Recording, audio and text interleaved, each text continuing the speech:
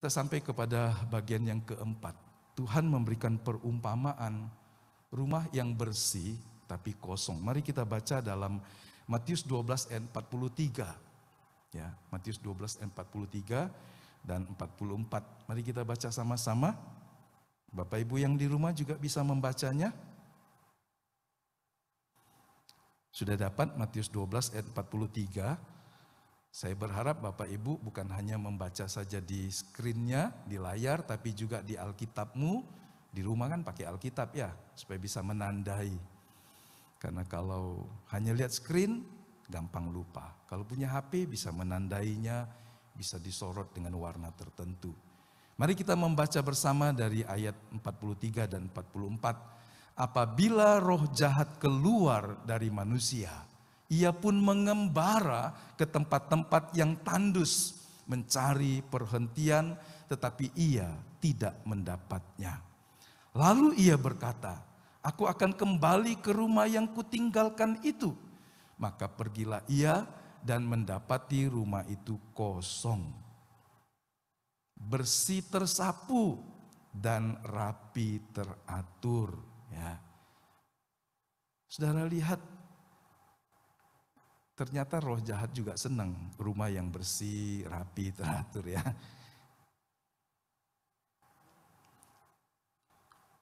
Kalau orang tetap betah tinggal dalam suasana yang kacau balau semrawut, padahal itu ada dalam wilayah tanggung jawabnya, entahkah di kamar tidurnya, entahkah di tempat tidurnya, sesuatu yang sebetulnya wilayah domestik dia, tidak ada urusan dengan orang. Kalau ada yang berantakan, boleh kasih tahu ayat ini. Lihat nih, roh jahat aja senang. Betul?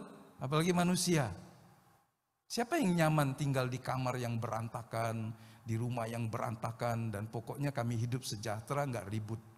Ya tentu tidak sempurna, namanya mungkin ada anak-anak dan sebagainya. Tapi setidaknya bersih. Ya, saudara lihat ketika seorang yang dibebaskan dari roh jahat dan kemudian roh jahat itu pergi meninggalkan dia, yang terjadi padanya adalah rumah itu telah menjadi bersih, rapi dan teratur. Kalau kita membaca pasal 12 sebetulnya dalam konteksnya ada banyak bagian-bagian yang di sana yang Tuhan ceritakan. Jadi sebetulnya penjelasan dari ayat yang ke-45 nanti kita baca, kita menemukan makna yang lain. Jadi firman Tuhan seringkali memberikan sebuah penjelasan yang kita bisa mengerti secara harafiah. Tetapi kalau kita membaca lagi, kita juga bisa menemukan sebuah kebenaran secara konteksnya. Dan kemudian kita lihat, oh sebetulnya ini sebuah hal yang tersirat. Bukan hanya yang tersurat. Yang tersurat harafiah. Yang tersirat adalah makna yang lebih dalam lagi yang kita bisa mengerti. Nah, waktu Tuhan mengatakan hal seperti ini harusnya juga kita bisa menangkap yang pertama. Kalau ada orang, darinya telah dilepaskan roh jahat, darinya hidupnya telah dimerdekakan dari dosa, maka dia seperti sebuah rumah yang rapi, yang sudah bersih. Ingatlah ketika kegelapan diusir, maka yang berkuasa adalah terang. Terang dan gelap tidak pernah bisa bersatu. Ketika terang diusir, maka datanglah gelap. Tapi ketika kegelapan diusir, maka terang timbul.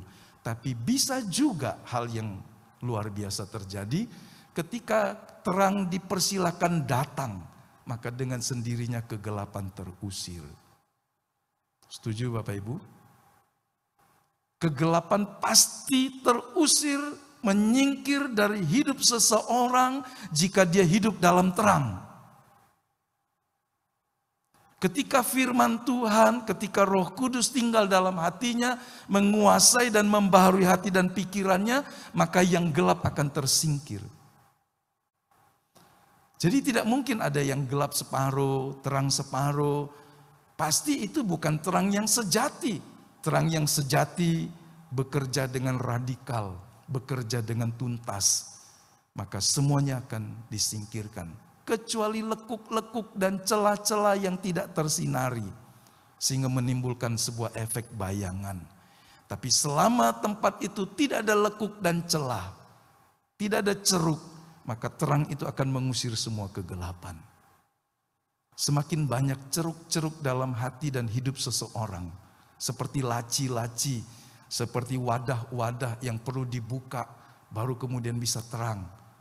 Semakin banyak itu dalam hidup dan hati, pikiran seseorang, firman Tuhan menerangi cuma sekilas saja.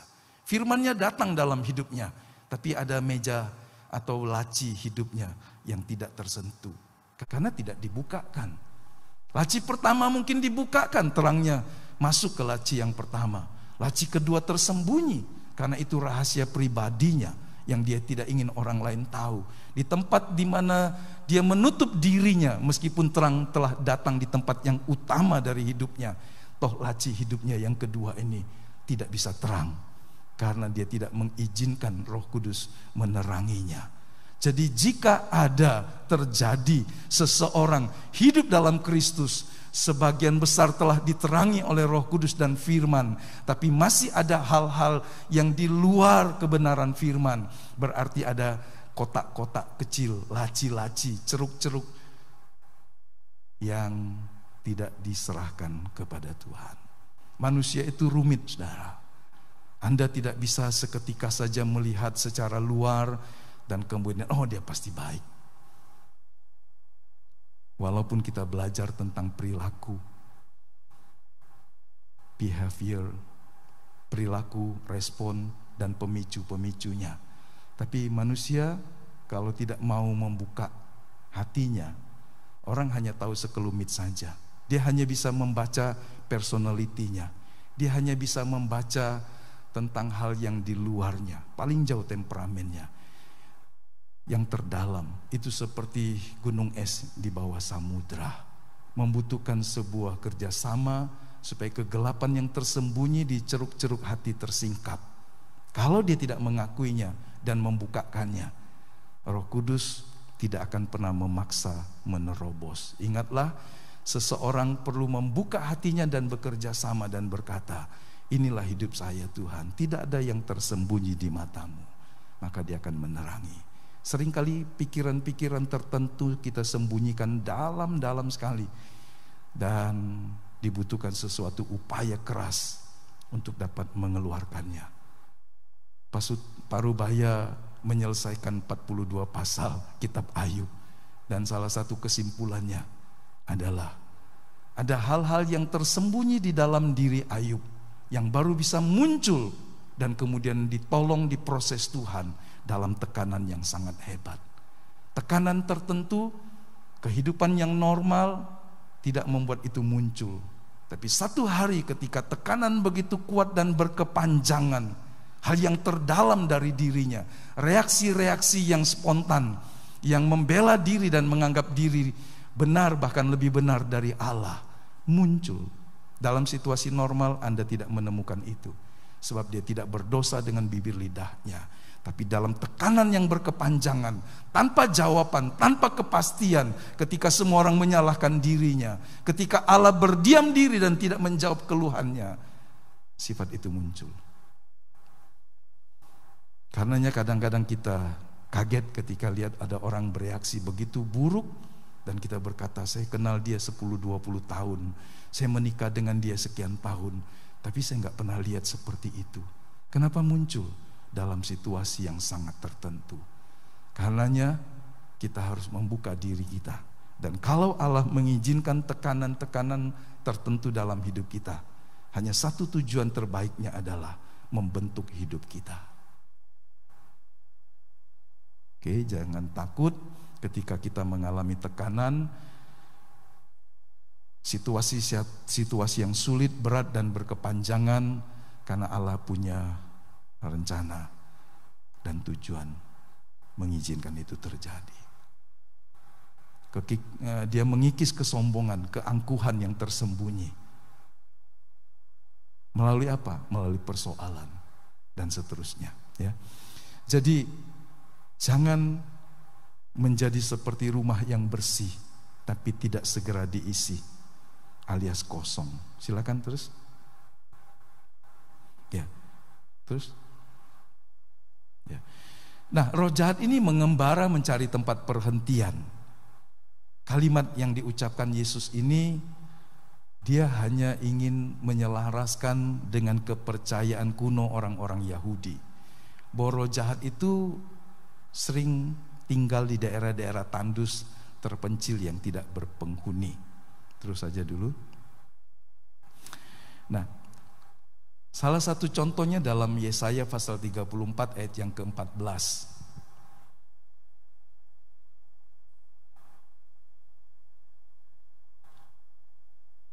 Kalau kita membaca di situ, kita menemukan kalimat yang sepertinya agak asing ya.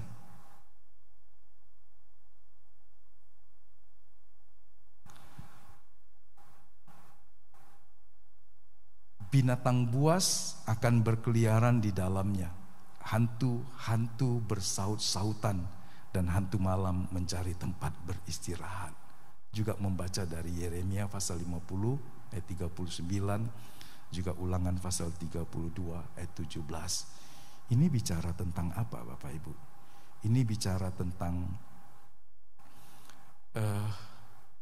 ada tafsir yang menyebutkan karena satir itu seperti hewan yang berbulu, sehingga dibandingkan dengan studi nyata di tempat di Babilonia, maka memang ada binatang-binatang gurun yang diam di sana. Dan yang paling memungkinkan di sana yang ada adalah babon, binatang yang berbulu. Jadi ini juga yang disebut dalam Yesaya pasal 21 ketika dia berbicara seperti itu. Mari kita baca sebentar Yesaya 21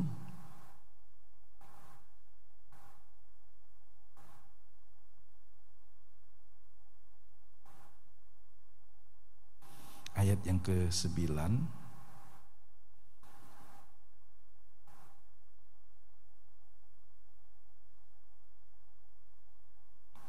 Lihat, sudah datang sepasukan orang, pasangan-pasangan orang berkuda, sudah jatuh Babel dan segala patung berhalanya telah diremukkan dan bertaburan di tanah.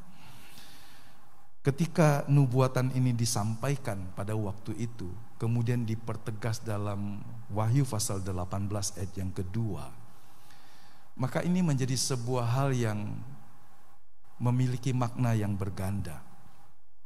Meskipun ini juga bicara tentang masa depan, tapi ini digambarkan sebagai masa lalu yang telah ditentukan sebelumnya.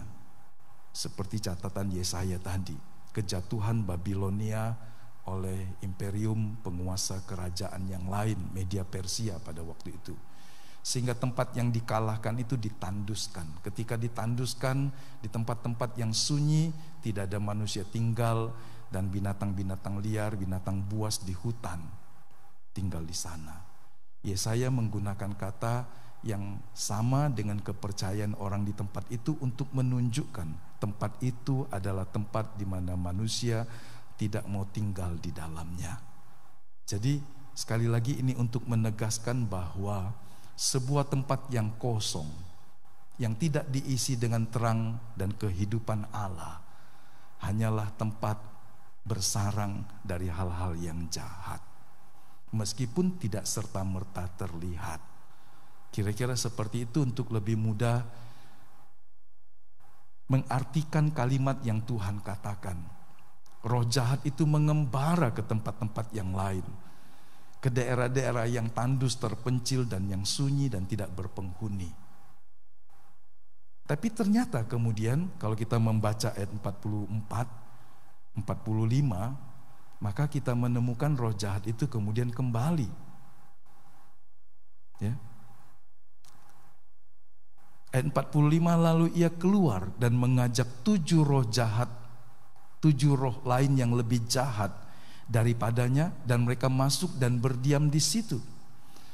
Jadi kita lihat bahwa keadaan seseorang ketika dia telah dilepaskan dari hal yang jahat dan tidak dikuasai oleh Tuhan lewat Roh Kudus dan firman-Nya, orang ini menjadi seperti rumah kosong yang tidak berpenghuni, dan setan bisa saja klaim kembali tempatnya, menguasai hati dan pikirannya. Ingat, ini roh, jadi sesuatu yang tidak kelihatan oleh mata manusia. Timbul lagi niat-niat jahat yang tidak dituntaskan dengan kebenaran firman Tuhan. Mungkin dia baru mengenal Tuhan, tetapi dia tidak terus bertekun dalam pertumbuhan iman. Dia tidak mendekatkan diri sungguh-sungguh sedekat-dekatnya dengan Tuhan, sehingga orang ini memiliki celah-celah hidup di mana kegelapan bisa menguasai lagi. Bergaul lagi dengan orang-orang lama yang hidup dalam dosa, yang cara hidupnya bertentangan dengan Tuhan. Maka kalau dia tidak menjaga dirinya dengan firman dan Roh Kudus tidak diizinkan bekerja, maka dia akan terpengaruh kembali dengan cara orang seperti ini. Apa yang dikatakan oleh Tuhan dalam ayat 45, lalu ia keluar dan mengajak 7 roh lain yang lebih jahat daripadanya, dan mereka masuk dan berdiam di situ. Maka pada akhirnya keadaan orang ini lebih buruk daripada keadaannya semula. Demikian juga, saya cetak tebal dan warna kuning, demikian juga berlaku atas angkatan yang jahat ini. Setelah Yesus bicara tentang seseorang, maka kemudian dia berbicara tentang angkatan orang-orang yang hidup di zaman itu. Jadi inilah makna ganda dari pernyataan Tuhan. Dia menceritakan sebuah kebenaran tentang manusia, dan kita bisa memahaminya dan menerimanya. Setelah seorang dimerdekakan dari dosa, dia harus memenuhi dirinya dengan firman Tuhan, dengan bersekutu kepada Tuhan, supaya tidak ada celah kegelapan di mana roh jahat menguasai pikirannya. Ingatlah, pertama roh jahat pasti menguasai manusia dari pikirannya, melalui matanya, melalui telinganya. Indra yang sebetulnya untuk berkomunikasi dengan dunia luar bisa menjadi pintu masuk si jahat untuk menanamkan gagasan-gagasan yang menyimpang dari firman. Sehingga kalau orang tidak memfilternya dengan firman Allah dan tidak mengizinkan Roh Kudus menuntun hidupnya, dia akan menerima saja semua yang datang dari luar. Jadi betapa berbahayanya. Orang ini akan menjadi lebih buruk karena dia telah mengenal kebenaran tetapi tidak lagi hidup dalam kebenaran. Tapi ketika Tuhan tiba-tiba berbalik dengan kalimat terakhirnya, demikian juga akan berlaku atas angkatan yang jahat ini. Maka ini sebuah nubuatan untuk generasi itu. Kita tahu di kemudian hari apa yang terjadi atas angkatan ini. Sejarah mencatatnya. Nanti saya akan masuk ke sana. Nah, jadi ini kebenaran yang berlaku bagi pribadi. Seorang yang darinya roh jahat telah diusir keluar, tapi tidak segera bertumbuh dalam Tuhan. Itu sangat berbahaya. Tapi ini juga berlaku bagi sebuah komunitas. Karena ayat 45 kalimat terakhir tadi menunjukkan itu. Ketika roh jahat itu pergi atas diri seseorang, maka orang itu dipulihkan ke akal sehatnya. Dia terbebas dari roh yang jahat itu. Dan inilah kehendak Tuhan, supaya kita dimerdekakan sepenuhnya, hidup dalam kelegaan, hidup dalam tuntunan Tuhan. Kalau kita disebut anak Allah yang dipimpin oleh Roh Kudus, bukan berarti dia akan memimpin kita seperti iblis menguasai manusia.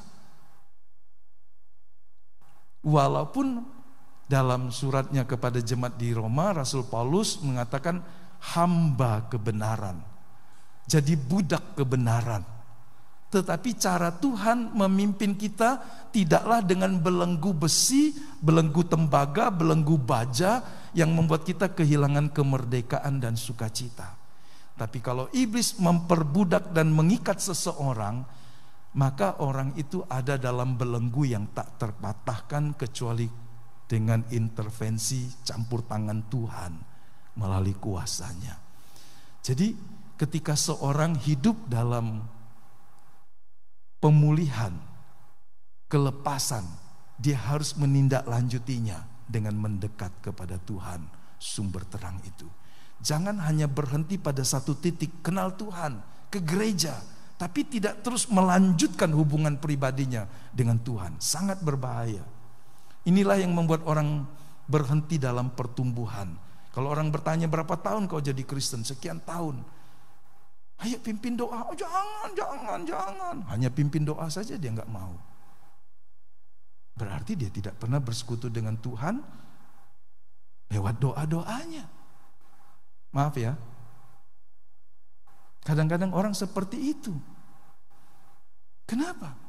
Kenapa takut? Kenapa malu? Dia harus mengerti bahwa doa bukanlah sebuah pidato. Doa bukanlah membaca puisi dan sanjak. Doa bukanlah karena banyaknya kata-kata. Bukan karena panjangnya sebuah kalimat, puitisnya sebuah susunan yang teratur. Ada pembukaan yang rapi, kemudian ada semuanya untuk memuji Tuhan sampai begitu lama dan orang jadi ngantuk. Enggak, itu baca puisi. Doa adalah sebuah komunikasi persekutuan dengan Tuhan. Dalam lingkup pribadi maupun dalam komunitas, bisa saja kita berdoa dengan sederhana, tanpa harus dipusingkan dengan kalimat seperti apa yang harus saya sampaikan, kata seperti apa yang sopan terdengar dari Tuhan. Hubungan dengan Tuhan yang terjadi di ruang yang lebih kecil, di rumahnya, bersama keluarganya, dengan mudah akan dimunculkan di tempat umum atau di gereja. Jadi jangan terbebani. Ada orang gak mau ke gereja karena disuruh doa syafaat seumpama. Kan aneh. Loh, dia Kristen sekian tahun, tapi saya gak bisa doa. Loh, ngomong gak bisa dengan Tuhan. Kita berpikir doa yang dikabulkan Tuhan adalah doa yang bertele-tele panjang, kecapean. Doa syafaat di gereja bukanlah biston pribadi. Biston pribadi bisa panjang lebar kita mengulasnya, tapi dalam doa syafaat di gereja sampaikan poin-poinnya saja. Seperti tadi contoh, ya kan? Sehingga kita tidak menjadi orang yang kemudian rasanya kecapean menunggu si pendoa selesai. Apalagi muter dengan pembukaan dan seterusnya sampai kehilangan maknanya. Di warta kita telah diperjelas hanya ada 2 pokok doa saja. Karena itu syafaat yang dianggap mewakili kepentingan sepekan. Tapi di rumah kita bisa menambahnya. Saya sering mengirim pokok doa selama 30 hari untuk suku-suku. Anda bisa mendoakannya. Anda bisa mencari tahu lagi apa yang harus didoakan dari suku-suku ini, komunitas ini, dan seterusnya. Tapi di gereja berdoalah yang simpel saja. Betul Bapak Ibu?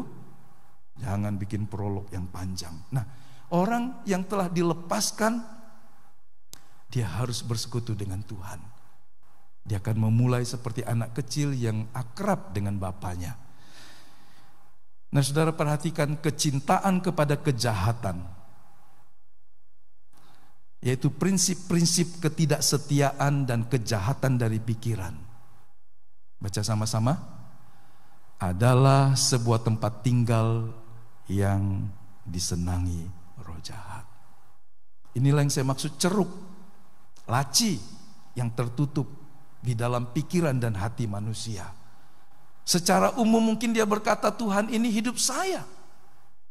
Tapi ada bagian tertentu yang dia tetap ingin tersembunyi dari Tuhan. Dia tidak meminta Tuhan untuk membersihkan dirinya, sebab dia tidak membuka hatinya. Sehingga ini menjadi beban dalam hidupnya. Ini melemahkan dia. Karena pada waktu mengakuinya, dia rasa malu. Keterikatan, kesenangan terhadap hal-hal yang membuat dia jauh dari Tuhan dipertahankan. Karena manusia daging, naluri manusia yang ingin berbuat dosa masih dipeliharanya. Jadi pikiran dan keinginan-keinginan yang bertentangan dengan firman Tuhan adalah sebuah tempat tinggal yang disenangi oleh roh jahat. Kira-kira begini, kau boleh ke gereja kata roh jahat, kau boleh pelayanan, tapi aku masih tinggal di dalam engkau. Bisa enggak kira-kira? Bisa. Karena roh jahat menguasai pikirannya, dan pikirannya tidak mau diserahkan kepada Tuhan untuk diterangi. Satu hari waktu Petrus ditengking oleh Tuhan, itu pada saat Petrus hendak melakukan hal yang baik. Waktu Tuhan berkata, anak manusia akan diserahkan ke tangan orang berdosa. Dia akan dikhianati, kemudian dibunuh dan seterusnya, dan bangkit pada hari ketiga. Petrus sebagai seorang murid yang paling responsif, dia menarik Tuhan dan kemudian berkata, Tuhan jangan Tuhan, Tuhan gak boleh mati, apalagi dengan cara yang hina seperti itu. Karena ada tujuan Tuhan sebagai Mesias untuk memimpin kami membawa kebebasan bagi bangsa Romawi. Maksudnya baik, membela Tuhan, sepertinya berempati dengan Tuhan yang akan mati dengan cara yang terhina. Tapi kemudian kita kaget waktu Tuhan menoleh dan berkata, enyahlah engkau hai iblis, karena engkau tidak memikirkan apa yang menjadi rancangan dan kehendak Tuhan.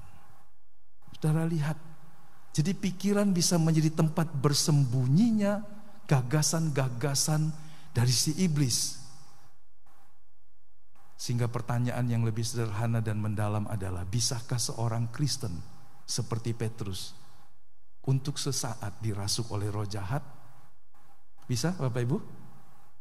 Bisa. Bisa. Karenanya Tuhan berkata, menghardik, enyahlah engkau hai iblis. Loh, yang ngomong Petrus. Gagasannya baik, tapi iblis menungganginya. Jadi mari betapa pentingnya kita menjaga pikiran kita dan memberikan segenap hidup kita dalam ceruk-ceruk hati kita, di laci-laci tersembunyi terdalam kita, untuk dikuduskan oleh Tuhan. Sebab kalau tidak, dari titik itulah iblis mempengaruhi seseorang. Keinginan-keinginan yang bertentangan dengan Tuhan haruslah kita serahkan kepada Tuhan. Oke, kita lanjut.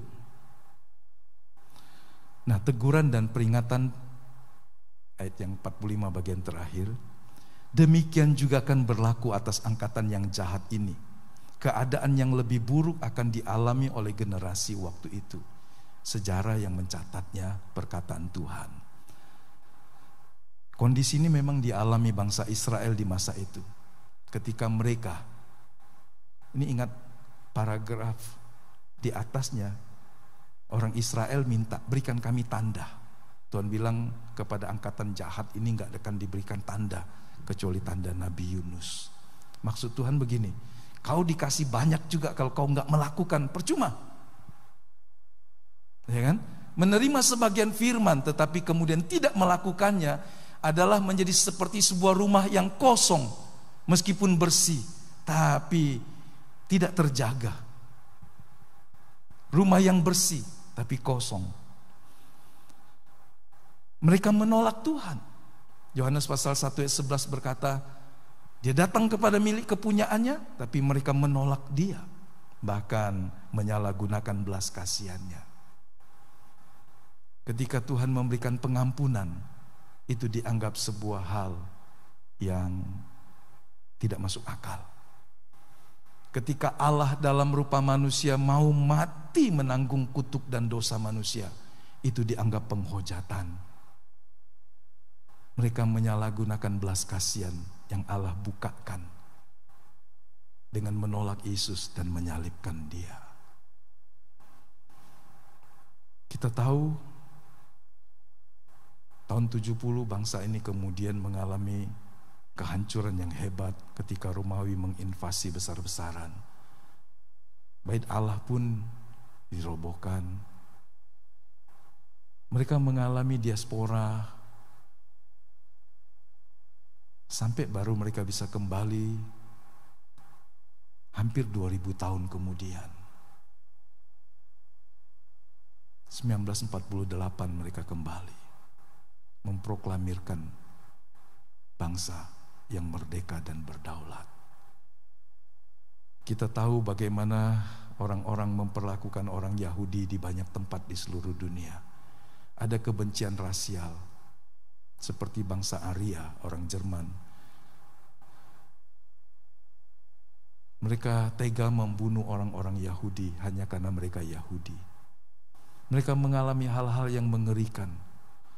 Kita tahu ada orang mati sampai 6 juta lebih. Orang Yahudi. Kalau Anda bertanya di mana Tuhan pada saat itu? Saudara, satu bangsa yang tadinya disertai, dibela Tuhan, diizinkan Tuhan mengalami kehinaan, terasing, diaspora, tersebar di banyak tempat. Itu sesuatu yang sangat nyata secara sejarah. Jadi ketika Tuhan berkata, ketika sebuah rumah telah dibersihkan tapi kosong, berarti ini sebuah bahaya yang sama besarnya, bahkan yang lebih besar dari sebelumnya. Kita lanjut. Mari kita menarik itu dalam hidup kita, agar rumah kita bersih dan tidak kosong. Rumah di sini bicara tentang hidup kita. Sesudah dilepaskan dari dosa-dosa, hiduplah dalam kesucian dan kebenaran. Amin. Bisa amin Bapak Ibu? Amin. Jangan lagi ingin hidup dalam keinginan-keinginan dosa. Apakah orang yang sudah disucikan rumahnya bersih tidak lagi bisa berdosa? Bisa. Tapi ketika dia jatuh, ketika dia silap, ketika dia lemah, dia menyesalinya. Bukan menikmatinya dan tinggal di dalamnya. Itu perbedaan sangat jelas.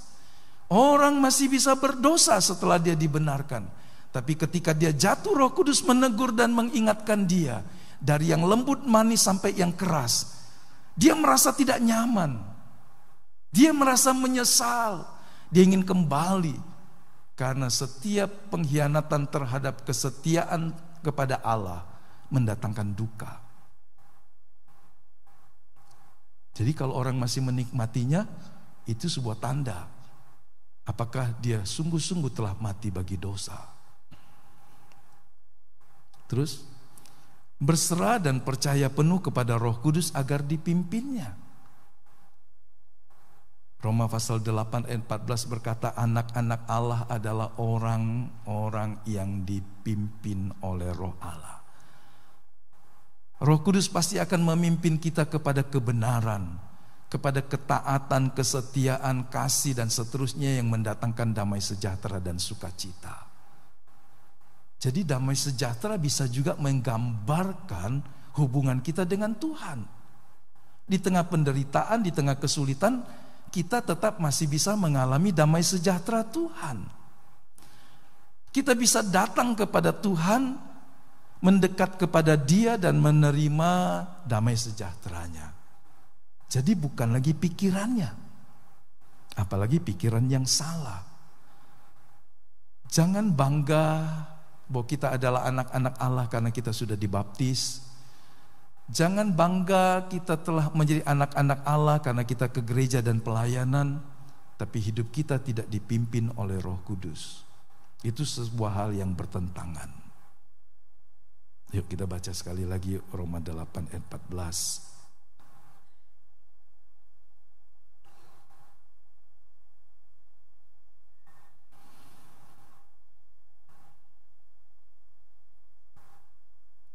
Dan dapat kita baca yang di rumah juga. Semua orang yang dipimpin Roh Allah adalah anak Allah. Bagaimana orang Kristen yang tidak dipimpin oleh Roh Allah dalam hidupnya, yang tidak mau dibimbing oleh Roh Allah? Benarkah dia anak Allah? Tidak. Hanya sebuah pengakuan sepihak. Pengakuan sepihak itu enggak benar, saudara. Kalau di jalan tiba-tiba ada seorang anak memeluk badanmu, kakimu dan berkata, Pak, aku anakmu. Atau kalau dia ibu, Ma, aku anakmu. Dia berkata, siapa kau nak? Ya kan? Pengakuan sepihak bahwa aku adalah anak Allah tidak berdasar. Tapi kalau Tuhan mengakui kita, engkaulah anakku. Kenapa? Karena engkau mau dipimpin oleh Roh-Nya. Ketika seorang dilahirkan kembali, maka Allah mengakui dan menerima kita menjadi anaknya. Tapi tanda bahwa kita ada anak Allah sehari-harinya adalah ketika hidup kita mau dipimpin oleh Roh Allah. Ketika keinginan kita bertentangan dengan keinginan Tuhan, dan kemudian kita menyerahkan keinginan kita dan melakukan kehendak Tuhan, itu anak Allah. Tapi kalau kita mengiris, memotong, melawan keinginan Tuhan setiap waktu, setiap kali, maka pastilah kita bukan anak Allah yang benar. Terus menerus mengisi hati dan pikiran dengan firman Tuhan. Makanya membaca kitab suci setiap hari, merenungkannya, memperkatakannya, bukan saja sebuah rutinitas yang kosong, tapi kita mengisi dengan hal-hal yang berguna bagi hidup kita, bahkan dalam kekekalan. Pikiran kita, roh kita diperbaharui ketika kita membaca, merenungkan, memperkatakan, melakukan firman Tuhan. Manusia lama kita ditanggalkan karena firman itu memiliki kuasa untuk menciptakan dari yang tidak ada menjadi ada. Orang sebelah aja tahu istilah jadilah perkataan Allah. Ketika Tuhan menjadikan segala sesuatu, Dia mengatakannya. Ketika Dia mengusir kelemahan, Dia mengatakannya. Ketika Dia mengalahkan penyakit, Dia mengatakannya. Memperkatakan firman bukanlah mantra, tetapi menandakan kita mengerti dan menggunakan senjata kebenaran itu dengan baik dan benar. Kolose berkata, biarlah firman Tuhan itu diam dengan segala kekayaannya. Tidak rugi membaca, merenungkan firman Tuhan. Itu bukan sebuah pemborosan waktu, tapi Anda memperkuat hubunganmu dengan Tuhan. Jujur aneh kalau ada orang Kristen katanya cinta Tuhan, tapi tidak mencintai firman-Nya. Ya, betul? Coba noleh ke sebelah kanan. Aneh enggak? Katanya cinta Tuhan, tapi enggak cinta firman-Nya. Karena enggak cinta firman-Nya, dia enggak punya waktu untuk membaca firman Tuhan. Ke gereja seminggu sekali bela cukup lah Pak, ya kan? Katanya. Tapi ingin dekat dengan Tuhan. Jangan beri kesempatan kepada iblis. Sebab itu sama dengan membuka celah untuk datangnya kembali si jahat. Ketika Efesus pasal 4 ayat 26 berkata, kalau kau marah jangan sampai matahari terbenam. Artinya sebetulnya selesaikan semua masalahnya. Bisa saja kita salah, beda pendapat, bertengkar mungkin, dari yang ringan sampai yang agak berat. Tapi ayo selesaikan. Jangan berlarut-larut, karena itu memberikan kesempatan kepada iblis. Jadi ayat 26-27 itu ada hubungannya. Jangan beri kesempatan kepada si iblis. Kenapa diberi kesempatan? Karena ketika dia marah, ketika dia sakit, dia kecewa, dia membiarkannya berlarut-larut. Sehingga tumbuh akar pahit, tumbuh kebencian, dan kemudian bersemilah rasa kecewa itu menjadi dendam, kemarahan dan seterusnya. Dan satu hari akan meledak dan orang bilang, "Uy, rupanya kau ni cak ini yo."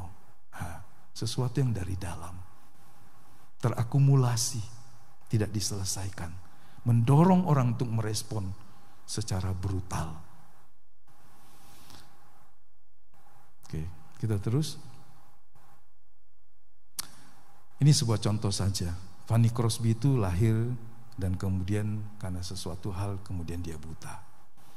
Tapi dia adalah seorang penulis lagu rohani yang ternama. Dan dari ciptaannya, salah satu lagu yang kita senang nyanyi, ku berbahagia, yakin teguh. Ya. Dari karyanya orang berpendapat bahwa Fanny ini berkawan, seperti berkawan dekat dengan Tuhan. Dan dia selalu berkata, tidak mampu berkarya tanpa mengandalkan pertolongan Tuhan. Setiap kali dia berlutut berdoa, Tuhan memunculkan inspirasi-inspirasi. Saudara, dia bukan menulis lagu 1000, 2000 saudara, 8000 lagu saudara. 8000. Saya ngecek berkali-kali dan tidak salah. 8000. Kalau 8.000 lagu bisa muncul, maka pasti kita berkata, dia adalah seorang wanita yang banyak berdoa. Karena dia mengakuinya. Dia tidak bisa berkarya karena dia buta. Kalau dia tidak dekat dengan Tuhan. Dan semua anugerah dan pertolongan Tuhan. Apa yang Anda tidak punyai? Mata Anda jelas 2, bisa melihat. Telinga tidak rusak. Tapi orang yang cacat seperti ini bisa menghasilkan lagu yang begitu banyak. Dan lagunya bukan sampah. Yang masih dinyanyikan dan menyentuh orang setelah sekian masa, sekian dekade, sekian zaman. Satu hari pengalaman, dia diminta untuk menulis sebuah lagu yang ditulis oleh W.H. Doane. Dia mengalami kebuntuan ide. Lalu dia teringat, hari itu dia sudah melewatkan saat teduhnya. Kemudian dia meninggalkan pekerjaannya dan berlutut dalam doa. Setelah dia selesai berdoa, dia menuliskan lagu. Liriknya muncul. Jesus keep me near the cross. Tuhan, biarlah aku tinggal dekat dengan salib-Mu. Banyak orang ingin menjauh dari salib Tuhan. Tapi orang yang mendekat dan tinggal dengan Tuhan dan kuasa salib itu bekerja di dalam hidupnya, akan menemukan lebih banyak kekayaan-kekayaan hidup yang tersembunyi, kekuatan-kekuatan, inspirasi yang dahsyat muncul ketika kita dekat dengan Tuhan. Amin. Jangan menjauh dari Tuhan. Jangan malu memikul salib Tuhan. Judul lagu ini dan isinya menunjukkan bahwa kalau Anda dekat dengan Tuhan, dengan salibnya, Dia menyertai. Dia memberikan kau inspirasi dan kekuatan dalam hidup. Salib itu meskipun cuma kayu kasar, mengandung kehinaan, kengerian, ketakutan. Sehingga dalam abad-abad awal orang Kristen tidak mau pakai itu sebagai lambang. Karena dianggap kehinaan yang hebat. Orang Kristen di zaman itu memakai gambar ikan. Ikan dalam bahasa Grekanya iktus. Yang kemudian menjadi sebuah kepanjangan dari singkatan Yesus Kristus anak Allah yang hidup. Sehingga mereka menandai Kristen, pengikut Kristus dengan menggambar ikan. Bukan salib.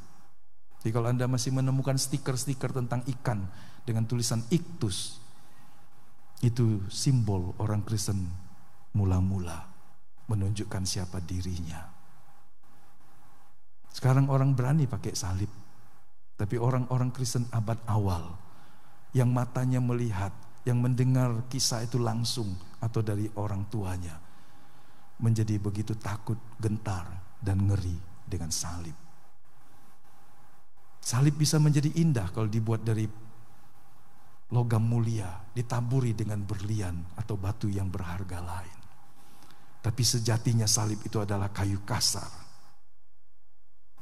Salib itu adalah kehinaan, kutuk, kematian, dan seterusnya. Dan Yesus memikulnya karena kita. Jangan malu, jangan merasa hina, tapi bersukacitalah untuk terus memikul salib Tuhan. Setiap kita punya salib masing-masing. Amin. Ya. Oke. Ini sebuah contoh. Ketika kita berjalan dalam kesucian, kita harus pikul salibnya. Kita terus berjalan menuju ke arah Tuhan. Tapi ingatlah ada sebuah daya tarik. Kalau hukum gravitasi, apa yang kita lepaskan dia akan jatuh karena punya massa jenis. Dosa juga punya sebuah daya tarik. Daya tariknya membuat kita menjauh dari Tuhan. Sampai pada akhirnya Anda merasa malu dan lelah memikul salibmu. Dosa bisa membuat Anda menjadi seorang yang berkata, salib ini terlalu berat, terlalu lama aku pikul salib ini. Gak ada orang yang membela, gak ada orang yang memuji, gak ada orang yang menguatkan saya. Ketika Anda melepaskan salib itu, Anda akan tertarik atau ditarik lebih kuat lagi. Roma 13 ayat 14 nanti kita baca. Atau kita baca dulu sebentar, Roma 13 ayat 14.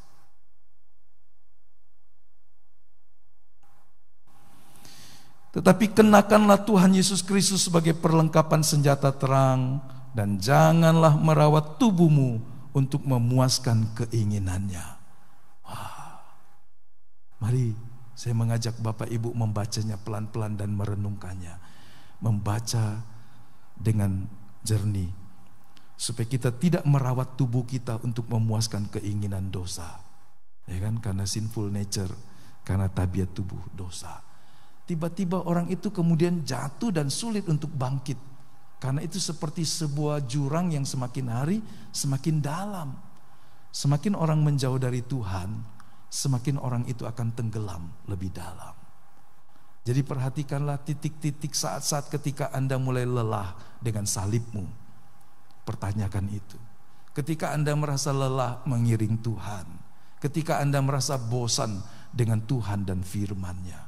Ketika Tuhan tidak lagi menjadi kesukaan dalam hidupmu, waspadai. Karena itu memberikan celah untuk si jahat mulai melemahkan kita. Bangkitlah berdiri, perkatakan firman, dan kalahkan itu semua. Amin.